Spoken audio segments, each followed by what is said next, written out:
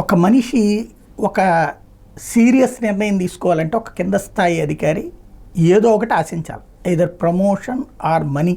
అది కూడా తన జీవితంలో చెయ్యలేనంత లేదా చేస్తే ప్రమాదకరమని తెలిసి చెయ్యాలి అంటే సంథింగ్ ఏదో ఉండాలి.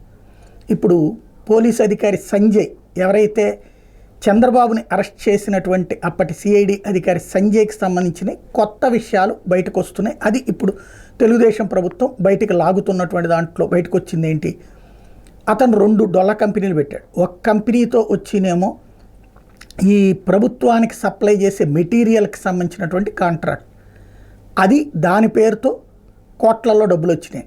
రెండవది వచ్చి ఎస్సీ ఎస్టీ అవేర్నెస్ కోసం అంటూ ఒక సంస్థ పెట్టి వాళ్ళు సభలు సమావేశాలు నిర్వహించి ఎస్సీ ఎస్టీలకి వాళ్ళకు ఉన్నటువంటి హక్కులు వాటి గురించి చైతన్యపరచడానికి అన్నటువంటి పేరుతో దానికి ₹1.5 కోటి ప్రభుత్వం డబ్బులు వేసింది. అది పెట్టిన తర్వాత వెంటనే అవి 2 కూడా నామమాత్రపు మాత్రమే. అంటే తను ఈ బోగస్ కంపెనీలు సృష్టించి ఆ కంపెనీలతో డబ్బులు తీసుకోవడానికి నాడు సహకరించారు అన్నటువంటి పాయింట్ని ఇప్పుడు కనిపెట్టింది ప్రభుత్వం.